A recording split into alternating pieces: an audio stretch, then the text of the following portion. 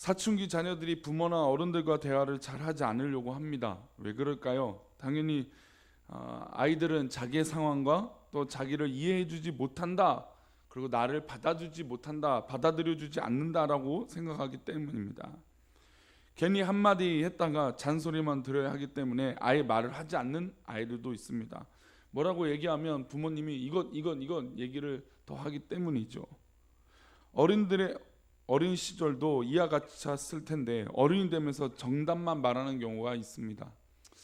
사실은 우리들도 다 그런 시행착오도 겪고 또 여러 가지 갈등도 겪고 여러 가지 고민과 방황도 겪어봤을 텐데, 우리가 사랑하는 우리 자녀들은 그런 방황과 어떤 그런 갈등이 있지 않기를 바라는 마음이 아마 더 클 것입니다. 그럼에도 불구하고 우리 어른들이 이렇게 잘 살아왔던 것처럼 우리 아이들도 분명히 잘 자랄 것입니다. 분명히 인생은 어떤 그런 자기 밥그릇이라고 하죠. 자기 인생의 어떤 그런 이 형성된 일들은 분명히 이룰 것이에요. 책임감이 있죠. 우리 자녀들이 정말 망나니 같이 아나무인처럼 이렇게 자란 아이들이 될까봐 하는 염려도 있지만, 그러나 그렇게 되는 경우들을 또 정상적인 이 부모님들, 특별히 신앙을 가지고 있는 부모님들의 자녀들이 그렇게 막 곁길로 가고 잘못된 길을 갈 리는 없을 것입니다. 물론 사람인지라 이런 장담도 할 수 없고 연약함이 있겠지만, 넘어질 수도 있지만, 그러나 우리 사랑하는 자녀들은 지금 우리가 볼 때 불안하고 염려되는 것이 있지만 그럼에도 불구하고 잘 될 줄 믿습니다. 근데 우리 어른들은 어쨌든 뭘 얘기할까요? 정답을 얘기하죠. 정답. 옳은 말이고 또 이 말이 들으면 잘 될 거라고 하는 말들을 합니다. 근데 이런 말을 요즘 이렇게 잘 되고 옳은 말을 하는 사람들을 요즘 사람들이 뭐라고 물론 예전에도 이런 말이 있었지만 요즘은 이렇게 표현을 합니다. 뭐라고 하죠? 꼰대라고 합니다. 꼰대. 이게 참 듣기 기분 나쁜 표현 같으면서도 그래요. 목사는 꼰대일까요, 아닐까요? 목사는 꼰대겠죠. 아무래도 성경 말씀과 죄를 짓지 않고 옳은 얘기만 해야 되니까. 그러니까 대부분의 목사님들이 농담을 잘 못해요, 사실은. 그러니까 농담을 분명히 저도 농담이라고 한 얘기인데 상대방은 어떻게 받아들여요? 진지하게 받아들여요. 그리고 상대방은 농담을 하고 얘기한 건데 목회자는 또 어떻게 받아들여요? 굉장히 진지하게 받아들여요. 그래서 저한테 가끔 농담을 하실 때 제가 그런 이 눈치 없이 진담으로 농담이 아닌 것처럼 받아들여서 막 심각하게 받아들일 때도 있고, 또 그 반대인 경우도 있죠. 왜냐하면 좀 어떤 이 상황적인 또 목회자들이 추구하는 바들이 또 아무래도 그러기 때문입니다. 그래서 가끔 이제 목회자 중에 농담을 진짜 좋아하는 사람들은 있어요. 근데 진짜 농담을 좋아하는 사람들을 만나보면 둘 중에 하나예요. 실속이었거나 아니면 진짜 마음 편한 사람이거나. 그래서 목회자들은 좀 그런 것 같아요. 물론 이제 믿음의 사람들이 더 그런 것 같아요. 왜냐하면 우리는 기준이라는 게 있잖아요, 그렇죠? 아무리 우리가 편한 대로 살고 편한 대로 말을 하더라도 우리가 성경이라고 하는 기준이 있기 때문에 옳은 것을 이야기하려고 하는 이런 이 의지적인 방향들이 모습들이 보여진다는 것입니다. 또 철학을 고민하며 보면 철학이라는 것이 왜 있습니까? 철학이라는 건 사색을 통해서 옳은 것을 찾으려고 하는 것이 바로 철학이죠. 그러니까 수많은 역사적으로 철학자들을 생각해 보면 자신이 옳다라고 하는 어떤 그런 주의들, 합리주의든 경험주의든 어떤 요즘은 포스트 모더니즘이든 어떤 분들은 자기의 철학적 사색이 옳다라고 생각을 한다라는 것입니다. 자기가 옳죠. 맞아요. 자기가 생각하는 게 옳고 자기가 판단하는 게 옳고 하는 것입니다. 그런데 만약에 자기가 옳다고 하는 사람들끼리 만나면 어떻게 될까요? 답답하죠. 이거는 답이 없는 겁니다. 자기가 옳으니 이거 자기만 옳으니 이것이 어떤 절충 아니라 어떤 그런 해결점이 생길 리는 없는 것입니다. 사실 욥기가 바로 딱 그런 상황입니다. 욥의 세 친구와 심지어 욥조차도 자신들이 말하고 있는 것이 옳다라고 하는 접근, 이 나만 옳다라고 하는 이 접근 때문에 수많은 대화들을 하게 됩니다. 오늘은 이 빌닷이라고 하는 친구가 마지막으로 하는 이야기입니다. 세 번째 이야기들을 시작하는데 이 빌닷이 하는 얘기가 길지 않습니다. 근데 짧게 끝나요. 근데 이 본문 이 욥기 25장을 읽어보면 왠지 맞는 말 같아요. 빌닷의 말이 이렇게 짧은 이유가 뭘까요? 몇 절 되지 않는 25장의 이유가 뭘까요? 그 다음에 이제 욥의 이야기들은 굉장히 길게 나옵니다. 이제 이어보면 막 2장에 걸쳐서 욥의 이야기들이 나오기도 해요. 왜 그럴까요? 왜 빌닷의 이야기가 이렇게 짧고 욥의 이야기는 왜 길까요? 욥은 자신의 신앙에 경험했던 어떤 그런 하나님에 관해서 또 자신의 입장에 대해서 쭉 얘기하지만 빌닷은 그거에 대해서 이야기할 이유가 없어요. 왜냐하면 자기가 알고 있는 옳은 것 그 한 가지, 또한 하나님에 대해서 알고 있는 그 한 가지만 이야기하는 것이기 때문이에요. 그래서 2절을 읽어보면 이렇게 얘기합니다. 하나님은 주권과 위엄을 가지셨고 높은 곳에서 화평을 베푸시느니라. 이 한 절로 이 빌닷은 하나님에 대해서 이야기합니다. 주권과 위엄을 가지셨고 높은 곳에서 화평을 베푸시느니라. 하나님에 대해서 아는 것으로 이야기합니다. 하나님에 대해서 전부인 것을 알고 있는 것처럼 이야기합니다.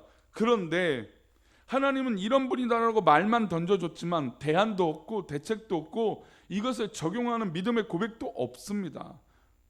하나님은 주권과 위엄을 가지시고 높은 곳에 있다라고만 얘기하지 그 하나님이 우리 가운데 어떻게 역사하시는 분이고 어떤 적용이 있다라는 것을 이야기하지 않는 것이죠. 이런 하나님 앞에 우리 인생이 어떻게 의로움을 이야기할 수 있느냐, 욥 너가 어떻게 의롭다라고 말할 수 있느냐라고 이야기합니다. 4절인데요. 우리 4절 말씀 함께 우리 작은 소리를 읽어봅니다.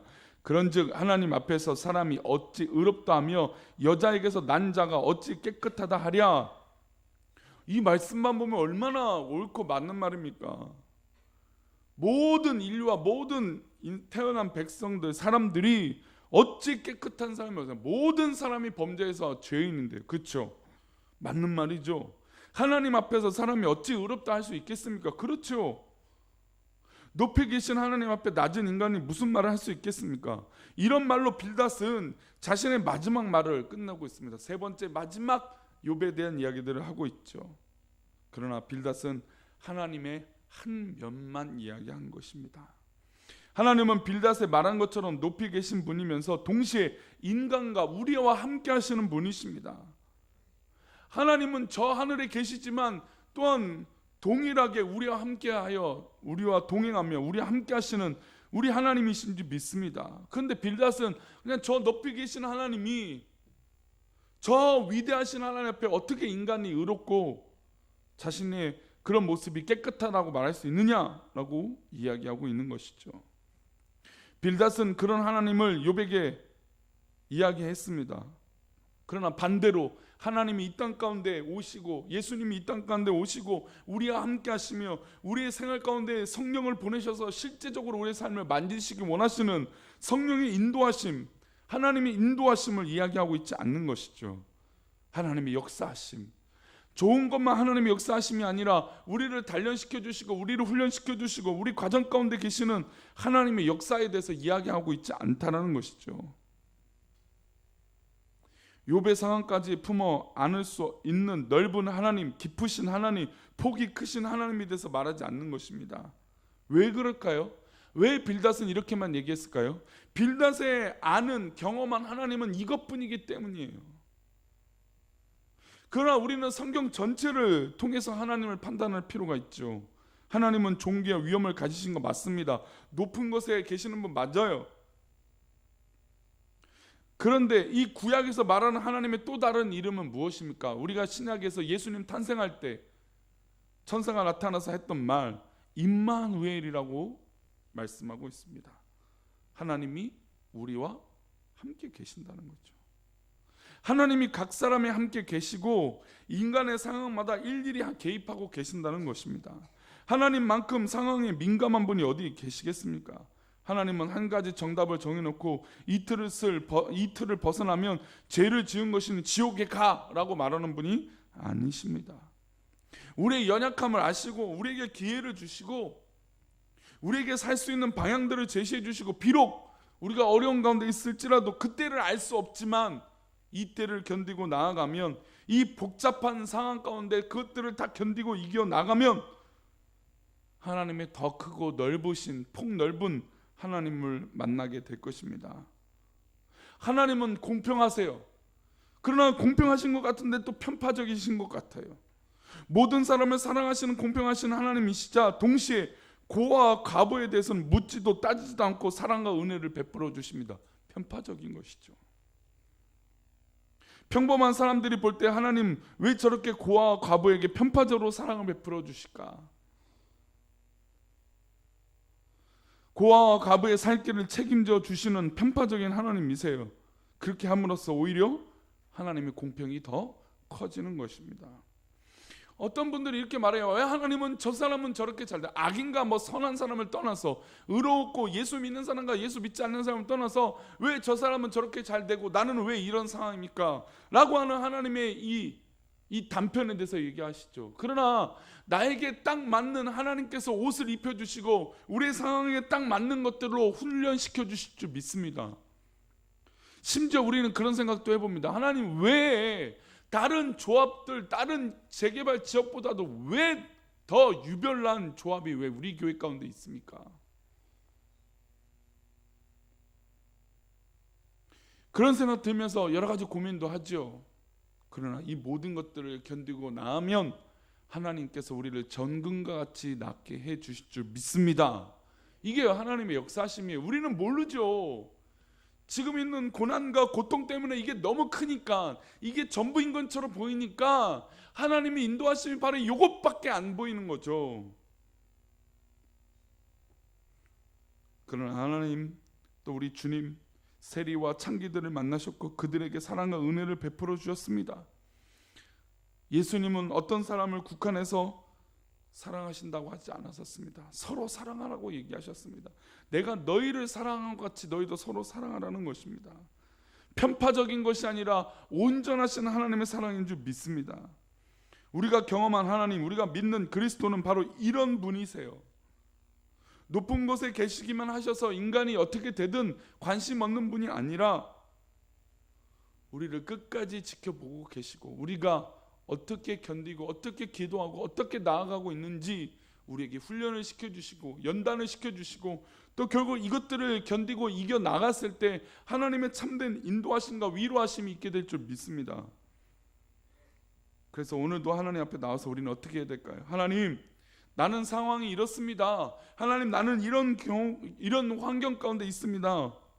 이 상황을 아뢰고 이 환경을 아뢰면 하나님은 우리 가운데 오셔서 위로해 주시고 손도 잡아주시고 일어날 힘도 주실 줄 믿습니다.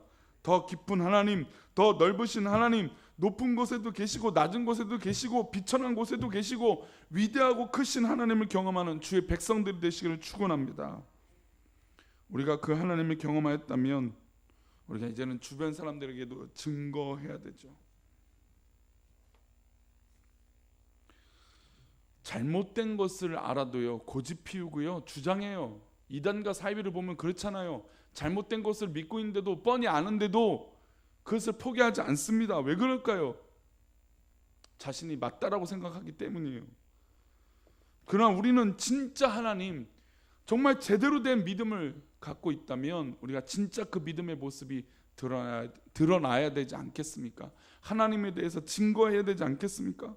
오늘 하루도 우리가 뭐 사회적으로 코로나 때문에 위기가 있고 또 여러 가지 환경 가운데 어려움이 있지만 크고 넓으신 하나님이 우리 사랑하는 성도님들의 하나님이 되어주시고 우리 사랑하는 성도님들을 이끌어 주실 줄 믿습니다.